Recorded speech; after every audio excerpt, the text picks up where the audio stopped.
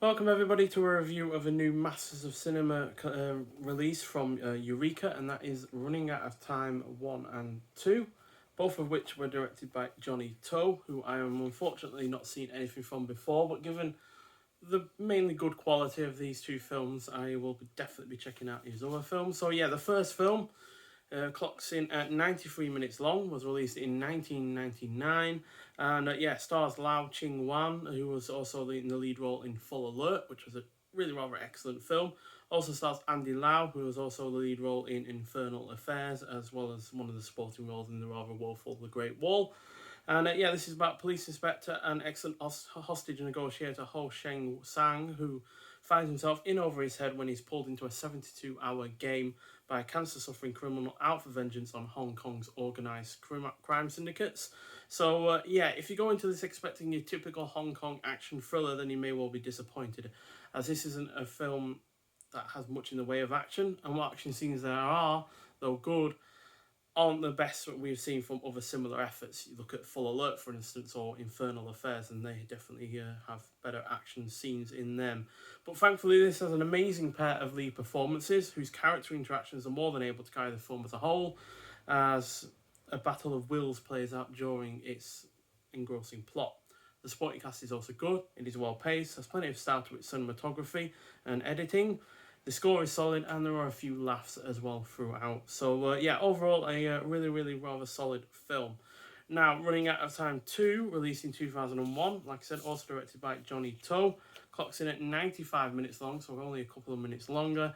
It has predominantly the same cast as before, but now starring Ekin Cheng, who was in the antagonist role, as opposed to Andy Lau.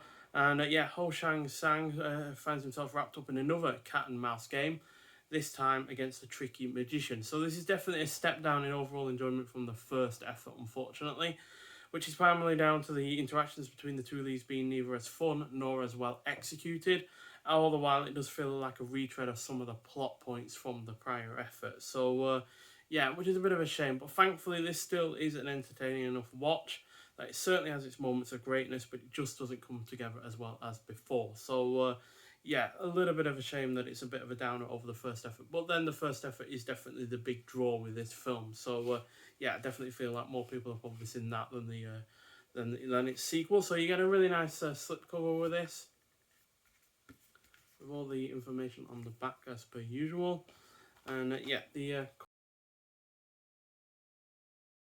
apart from different colours. And films are on individual discs, which is again nice to see. Again, different kinds of colours, and you get a nice solid booklet to go with it as well.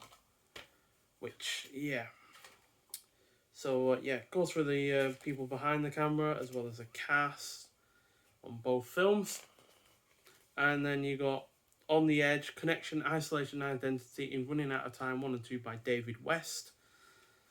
And then you also have, what have we got there? Yeah, that's a pretty long write-up from David West there, who is a journalist specialising in East Asian pop culture.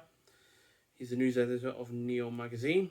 And then you've got viewing notes, Blu-ray credits, and the like. So, decent, really solid release in terms of the actual films, in terms of the way that they're presented. They've been given a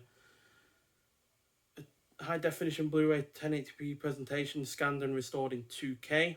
And they definitely look really rather good in the new format. So, big props for them in terms of that. But the second film is definitely the worst of the two. But still, out of 5 stars, give the first film 4 stars and the second film 3 stars. So, not an awful effort, the second film, but considering how great the first one is, and I watched them pretty much back to back, I was expecting pretty much the same kind of quality, given that the same director, the same lead actor, the same supporting cast besides the antagonist. So, you would have expected them to have been kind of able to strike gold twice, but unfortunately they did not. But still, I'm really glad I got it, because I am trying to take an interest in more Asian cinema, more Hong Kong action films and the like. And the first film is definitely one of my favourites in that regard. Nonetheless, thanks for watching, and I'll see you in the next one. Bye.